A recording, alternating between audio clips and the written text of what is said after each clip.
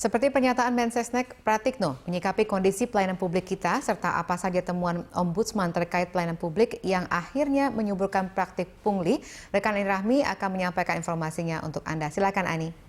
Ya, Vale dan juga pemirsa, memang pernyataan yang cukup mengejutkan keluar dari Menteri Sekretaris Negara Pratikno terkait pelayanan publik, meski sebetulnya sudah menjadi rahasia umum bagaimana buruknya pelayanan publik di Indonesia. Dan kita akan lihat terlebih dalam statement-statement atau pernyataan apa saja yang dikeluarkan oleh Pratikno terkait pelayanan publik di Indonesia. Yang pertama adalah yang cukup mengejutkan, pelayanan publik sudah tahap mengerikan, artinya sudah sampai pada tahap mengerikan. Banyak regulasi dan juga peraturan pemerintah yang bukannya mempercepat atau mempermudah, tapi malah mengganggu pelayanan publik. Kita lihat juga pernyataan berikutnya adalah jadi birokrasi itu bukan semata-mata mempersulit orang lain, tetapi mempersulit dirinya sendiri. Minimal mempersulit anak buahnya sendiri. Ini problem kita semua. Seperti yang tadi sudah dinyatakan Vale, jika bisa dipersulit, mengapa dipermudah? Nah, padahal pemerintah ini sendiri bertugas dan juga bertanggung jawab untuk memberikan pelayanan publik yang optimal kepada masyarakat. Kita lihat statement berikutnya atau pernyataan berikutnya, akibatnya kerja layanan kepada masyarakat menjadi terabaikan dan bergeser menjadi kerja-kerja administrasi. Bahkan para birokrat disebut sibuk mengembangbiakan peraturan dan juga regulasi. Semakin banyaknya peraturan dan semakin banyaknya regulasi, akibatnya adalah menghapus pungli sungguh menjadi usaha yang sangat berat karena praktiknya kan berlapis-lapis. Nah, Ombudsman sendiri banyak menerima laporan dari masyarakat terkait pelayanan aparat yang tidak sesuai dengan ketentuan ini. Hampir seluruh laporan yang masuk terkait dengan pungli dalam hal kepengurusan dokumen. Kita lihat laporan berdasarkan laporan-laporan yang masuk ke Ombudsman. Ini ada praktik pungli dalam pelayanan publik sepanjang 2016.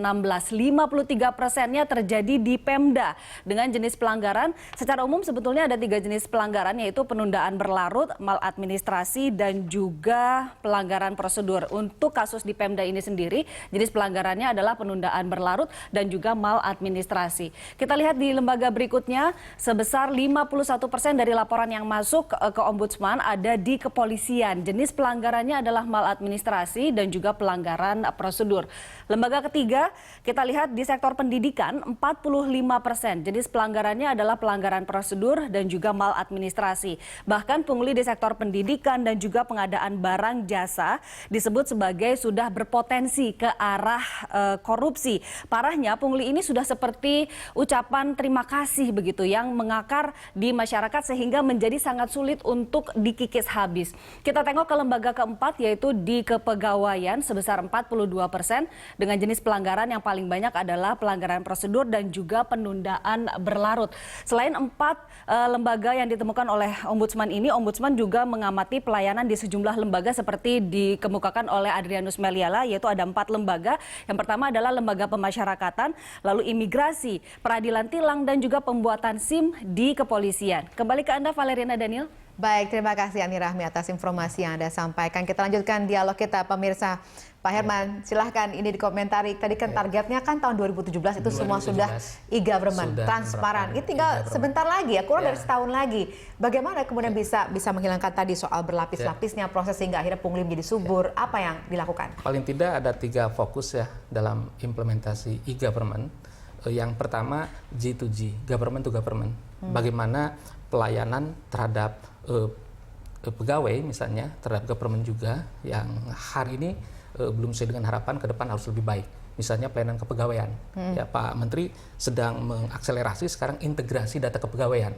Data BKN, data BKD harus terintegrasi sehingga tidak ada lagi pegawai yang mengurus pangkat itu harus bawa map ke Jakarta. Saya kira cukup kita lakukan secara online dan tentu ini akan mengikis habis pungli di internal. Ini bisa dilakukan atau diterapkan di semua sangat mungkin lini. Dan uji cobanya sudah mulai. Paling tidak BKN dengan Provinsi Jawa Barat misalnya, Provinsi Jawa Tengah sudah cukup bagus dan tentu nanti akan direplikasi dalam waktu cepat ke yang lain. Kemudian G2C, Government to Citizen. Bagaimana pelayanan publik dari pemerintah ke masyarakat bisa jauh lebih baik. Dan kita dorong dengan menggunakan teknologi. Misal yang sudah sekarang dikembangkan di Jawa Timur ya, di Jawa Barat, ada yang namanya ATM Samsat. Jadi kalau kita ngurus STNK, itu cukup datang ke anjungan ya, ada ATM di sana disediakan oleh Samsat, kemudian lakukan input, transfer uang secara online dan STNK-nya bisa keluar langsung dengan tanda tangan digital ya, dan tentu itu bisa dipertanggungjawabkan. Itu salah satu diantaranya. Kemudian ada juga government to business, dari pemerintah ke bisnis. Misalnya pelayanan perizinan di PTSP, pelayanan terpadu satu pintu. Misalnya di Surabaya ada Surabaya Single Window. Jadi apabila kita akan mengurus berbagai perizinan, cukup registrasinya, daftarnya itu secara online. Dan ini akan mencegah pertautan antara pemberi layanan dengan penerima layanan, dan tentu praktek pungli pun ini bisa dikikis habis. Saya kira seperti itu ya. Oke, langkah-langkahnya cukup strategis ya. Tapi saya ketanya ke Ombudsman dulu, Pak Amzulian, kalau Anda melihat dari berdasarkan laporan yang diterima, kan itu 53% kurang lebih itu Pemda yang paling atas. Nah kalau kita lihat tadi dicontohkan oleh Pak Herman, memang kebanyakan Surabaya, Jawa Timur, Jawa Barat. Nah bagaimana dengan provinsi-provinsi lainnya? Apakah ini bisa juga langsung diterapkan sehingga akhir 2017 bisa tuntas semuanya? Itulah saya kemukakan ya. Kadang-kadang kalau itu sebagai suatu upaya, pemerintah tentu akan selalu berupaya terus ya, berbagai cara ya. Tetapi kan bagi Ombudsman adalah pada akhirnya bagaimana respon masyarakat. Ya. Kita boleh saja misalnya buat di atas kertas begini, e-government, itu tentu menurut saya suatu upaya yang baik ya. Tetapi kembali lagi saya katakan kultur aparat ya. Sebagai contoh nih, dalam suatu talk show misalnya dengan 3 gubernur, saya juga salah satu pembicara di situ. Beliau dengan bangganya bisa mengumumkan, kami ini e-government, dari mana-mana saya bisa ngawasi berapa uang masuk segala macam kan, restitusi daerah, ya karena bisa ngontrol dari laptopnya. E-government itu saya kemukakan, Pak, data yang dimasukkan itu sebelumnya oleh siapa? Manusia. Saya kasih bukti, contoh nyata. Di dalam pembayaran misalnya BPHTB. Ya, BPHTB untuk pembangunan suatu real estate. Itu ada deal. Misal kewajiban bayar dia 15 juta. Apa dealnya dengan pengusaha real estate? Oke, nggak usah 15 juta deh. Kamu bayar 10 juta aja. Ya, tapi 10 juta itu 5 juta petugasnya, 5 juta itu yang disetorkas negara. Nah, yang dilihat oleh sang gubernur yang melalui laptopnya dari manapun tadi itu yang 5 juta itu, gitu loh. Kenapa saya katakan kultur lagi gitu loh. Ya, dibangun sebagaimanapun sistemnya, kembali lagi orangnya. Oleh karena itu tentu sekali lagi kita mengapresiasi ya Kemenpan RB, menurut saya yakin dengan komitmen Bapak Menteri dengan seluruh jajarannya berbagai upaya dilakukan. Tetapi Ombudsman kan perlu juga mengingatkan. Ya, dengan cara berbagai cara itu sekali lagi saya katakan pada akhirnya respon publik lah bagi Ombudsman yang paling penting. Percuma saja kita mengatakan di atas kertas begini, tetapi buktinya di masyarakat bagaimana misalnya ya. Nah oleh karena itu saya setuju tadi adalah di dalam segala berurusan itu mengurangi kata Pak Muhammad katakan tadi kontak orang perorangan ya. Nah, tetapi juga masih di backup juga kalau kita bicara e-government segala macam kan kita bicara listrik. Wong seluruh Indonesia banyak tempat listriknya mati terus gimana? Nah itu pertanyaannya bagaimana ini semuanya bisa menerapkan pada akhirnya Pak? Mbak, satu hal yang harus dipahami terkait e-government bukan semata-mata teknologi, karena e-government itu bukan berbicara teknologi hanya bagian kecil. Yang dimaksud e-government adalah tata kelola birokrasi pemerintahan agar efektif dan efisien dengan menggunakan teknologi. Teknologi hanya tools, sehingga betul. I-nya itu apa ya? I-nya apa? Elektronik. Nah, tetapi pemahaman secara komprehensif tadi tata kelola agar efektif, efisien dengan tools teknologi.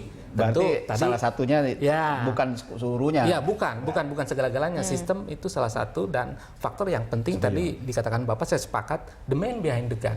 Di aparatur yang ada di belakangnya. Buktinya waktu kemarin OTT ya di Kementerian Perhubungan, oknum yang melakukan itu kan sudah e-gov. Tapi kan ternyata bisa diakali. Masih tetap aja. Jadi memang harus paralel. Ya, satu sisi sistemik, di sisi lain juga harus masif begitu, memberikan reward and punishment terhadap aparatur. Jangan sungkan untuk memberhentikan, tidak dengan hormat apabila memang terbukti secara hukum. Saya kira dasarnya sudah kuat. Ada Undang-Undang ASN, Undang-Undang 5 2014. Di sana dijelaskan, ditegaskan di pasal 84 itu bahwa aparatur sipil negara yang terbukti secara hukum melakukan tindakan pidana kejahatan jabatan atau yang berhubungan dengan jabatan, maka diberhentikan tidak dengan hormat.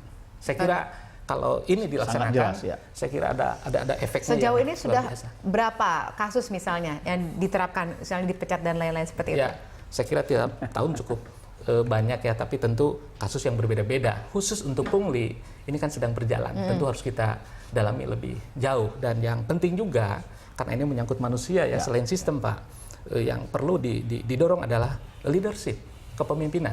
Karena survei membuktikan daerah-daerah yang peningkatan kualitas pelayanan publiknya cukup signifikan, implementasi IGOP-nya sangat masif, itu karena strong leadership di belakangnya. Contoh misalnya Surabaya, Kota Bandung, ya, kemudian Jawa Barat, Jawa Tengah, saya kira kembali kepada figur pemimpin, salah satu di antaranya. Karena kita masih, kalau Profesor Rias itu menyampaikan sistem pemerintahan kita masih ruling process. Jadi sistem pemerintahan yang masih banyak tergantung kepada pemimpin. Pemimpin pemerintahan baik, baiklah pemerintahan. Pemimpin pemerintahan buruk, buruklah pemerintahan.